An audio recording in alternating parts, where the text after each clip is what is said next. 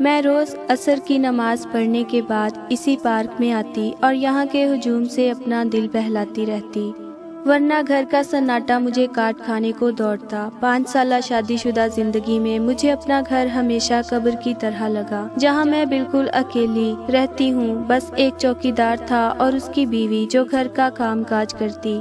پورے دن جب گھر میں ٹی وی دیکھ دیکھ کر بیزار ہو جاتی تو باہر نکل آتی۔ دوست کوئی تھی نہیں، اور جو شادی سے پہلے تھیں وہ شادیاں کر کے چلی گئیں، اب ان سے رابطہ نہ ہونے کے برابر تھا۔ ایسی بے رنگ زندگی میں یہ پارک واحد میری تفریح کا تھا، جہاں آ کر لوگوں کا ہجوم دیکھ کر میری ساری کلفت دور ہو جاتی۔ اس روز بھی پارک میں معمول کی گہما گہمی تھی، بچے کھیل رہے تھے اور نوجوان لڑکے لڑکیاں بیٹھ کے گپیں لگا رہے تھے۔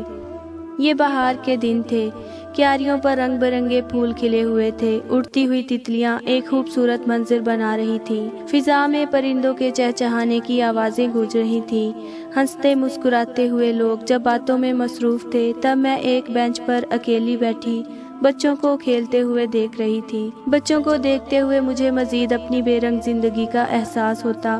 معمول کی طرح میں اکیلی بیٹھی تھی کہ دور ایک ویل چیئر نظر آئی، جسے ایک 20-22 سال کا لڑکا چلا رہا تھا۔ میں یک ٹک ان کو دیکھے گئی۔ جو ہی ویل چیئر میرے قریب سے گزری تو مجھے یہ دیکھ کر ازحد افسوس ہوا کہ وہ ایک نوجوان پیاری سی لڑکی تھی۔ اس نے سیاہ رنگ کا جوڑا پہن رکھا تھا۔ میرے قریب سے گزرتے ہوئے مجھے دیکھ کر وہ مسکرائی۔ میں جواباً مسکرا بھی نہ سکی۔ کتنی پیاری لڑکی ہے اور ایسی معذوری، دل تعصب سے بھر گیا۔ شام کے سائے جب پھیلنے لگے تو بچوں نے اپنے اپنے کھیل کا سامان سمیٹا۔ پارک اب لوگوں سے تقریباً خالی ہو گیا تھا۔ میں بھی اٹھ کھڑی ہوئی۔ اب واپس سناٹے میں جانے کا وقت ہو گیا تھا، جسے لوگ گھر کہتے ہیں۔ اگلے دن معمول کے مطابق میں پارک میں بینچ پر بیٹھی ہوئی تھی کہ ویل چیئر میرے نزدیک سے گزری۔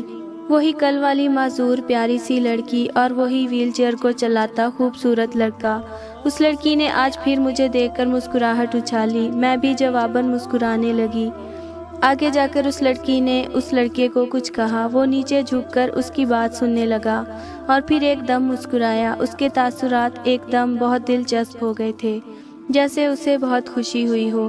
لڑکی ہنوز مسکراتی رہی۔ دونوں میں چند لمحے خسر پھسر چلتی رہی۔ پھر ایک دم اس لڑکے نے ویل چیئر کا رخ میری طرف کر دیا۔ میں ان دونوں کو اپنی طرف آتا دیکھ رہی تھی۔ السلام علیکم، میرے سامنے آ کر لڑکے نے شائستگی سے سلام کیا۔ وعلیکم السلام۔ میں نے بھی مسکرا کر انہیں دیکھا۔ وہ پیاری سی لڑکی مجھے دیکھ رہی تھی۔ آج اس نے سفید رنگ پہن رکھا تھا۔ اتنی معصوم سی صورت اور ایسی معذوری، میرا دل تعصب سے بھر گیا۔ ہم دونوں بہن بھائی ہیں، وہ مسکرا کے بولی۔ کل میں نے دیکھا تھا آپ کو۔ میں نے بھی زبردستی ہونٹ پھیلائے۔ میری نظریں اس کے خوبصورت چہرے سے پھسل پھسل کر اس کے دھڑ تک آ رہی تھیں جو مفلوج تھا۔ آپ یہاں اکیلی کیوں بیٹھی ہیں؟ وہ شائستگی سے بولی۔ اس کی صورت کی طرح اس کی آواز بھی بہت پیاری تھی۔ میں نے خالی خالی دل کو چھپا کر زبردستی مسکرانے کی کوشش کی۔ بس ویسے ہی، روز آتی ہوں یہاں۔ آپ یہاں قریب رہتی ہیں؟ اب کہ وہ لڑکا بولا۔ میں نے تم دونوں کا نام تو پوچھا ہی نہیں، میں بولی۔ میرا نام عفان ہے اور اس کا نام رئیسہ۔ وہ انتہائی سلجھا ہوا لڑکا تھا۔ میں نے دل ہی دل میں ماشاءاللہ کہتے ہوئے اسے دیکھا۔ ہاں عفان، یہاں قریب ہی رہتی ہوں۔ سڑک کے دوسری طرف بلیو گیٹ والا جو گھر ہے وہ میرا ہے۔ اپی، آپ امی ابو کے ساتھ رہتی ہیں؟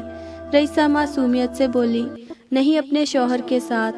وہ کاروبار کرتے ہیں تو اس سلسلے میں کبھی یہاں تو کبھی وہاں ہوتے ہیں۔ میں زیادہ تر اکیلی ہی ہوتی ہوں۔ اور بچے نہیں ہیں۔ ایک پھیکی سی مسکان میرے لبوں پر آ کر ٹھہر گئی۔ میرا دل بھر آیا۔ اسی کا تو غم تھا مجھے۔ اس غم کو بھگانے کے لیے روز روز اس پارک میں بھاگ کے آتی تھی۔ چلیں، آئندہ آپ اکیلی نہیں ہوں گی، کیونکہ میں اور عفان ہیں نا۔ We are friends now. Raisa نے اپنا ہاتھ آگے بڑھایا۔ مجھے ٹوٹ کر اس پہ پیار آیا۔ یس، وی آر فرینڈس۔ میں نے اپنا ہاتھ اس کے ہاتھ پر رکھ دیا کہ اچانک عفان بولا، میں بھی ہوں۔ ہم دونوں ہنس پڑے اور پھر ہم روز پارک میں ملنے لگے۔ وہ دونوں بھی روز عصر کی نماز کے بعد آتے۔ ہم باتیں کرتے، خوب کہے لگاتے۔ ان دنوں میں بہت خوش رہنے لگی۔ میرے گرد بنا اداسی کا خول چٹکنے لگا تھا۔ عفان اور رئیسہ بھی مجھے ہنسانے کے بہانے ڈھونڈتے رہتے۔ ہماری دوستی کو 1 ہفتہ ہو گیا تھا کہ میں نے انہیں گھر آنے کی دعوت دی۔ वो दोनों मुस्कुराए। ज़रूर आपी, सुबह आएंगे, अफान ने खुश दिली से कहा। अगले दिन मैं सुबह से उनके इंतज़ार में थी। दोपहर के करीब वो दोनों आ गए। रईसा आज गुलाबी रंग में बहुत प्यारी लग रही थी। मैंने झुककर उसे प्यार किया। तबीयत कैसी है तुम्हारी? बिल्कुल ठीक हूँ, लेकिन आपका चौकीदार हमें अंदर नहीं आने दे रहा था। उससे कहें कि आइंदा हमें ना रोके। वो ठनकी। वो इसलिए प्यारी, महरोज़ ने उसे ख़ास हिदायत दी हुई है। खुद वो तो अक्सर पाकिस्तान में नहीं होते, तो इसलिए बहुत मोहतात रहते हैं मेरे हवाले से। आजकल हालात भी ठीक नहीं है ना। तुम फिक्र ना करो, चौकीदार को मैं अभी कह देती हूँ। मैंने उससे प्यार से कहा। फिर पूरा दिन वो दोनों मेरे साथ रहे, बातें करते मुस्कुराते। बातों बातों में मैंने उसकी माजूरी की तरफ हल्का सा इशारा करते हुए पूछा, ये कैसे? मेरा मतलब है कोई बीमारी वगैरह। दुख मेरे लहजे से झांक रहा था। बस एक हादसे में। रईसा की आवाज़ रुंध गई। इससे पहले मैं बिल्कुल ठीक ठाक थी, बिल्कुल आपकी तरह चलती फिरती, हर वक्त घूमती रहती। अब तो बस एक बोझ बन गई हूँ। उसकी आंखें लबालब भर गईं। अफान ने उसका सर थपका। ऐसे नहीं बोलते। अच्छा क्या लोगे? मैंने बात बदलने की कोशिश की। माहौल एकदम सोगवार हो गया था। फिर बातों का रुख नई मूवीज़ और ड्रामों से होकर अदाकारों की तरफ मुड़ गया। फिर यूं ही हंसते हंसाते दोनों ने पूरा दिन मेरे घर पर गुजारा। एक अरसा बाद मेरे घर के दोनों दीवार कहकहों से मानूस हुए थे। घर उनकी बातों से गूंज रहा था और पहली दफ़ा घर लग रहा था, वरना मुझे इस जामद खामोशी से हद दर्जा खौफ आता जो पूरे घर को अपने घेरे में रखती थी। शाम को जब वो दोनों वापस गए तो मैं बहुत ज़्यादा खुश थी। एहसासात पर जमी हुई बर्फ़ पिघल चुकी थी और अरसा बाद मैंने दिल खोल कर कहकहे लगाए थे।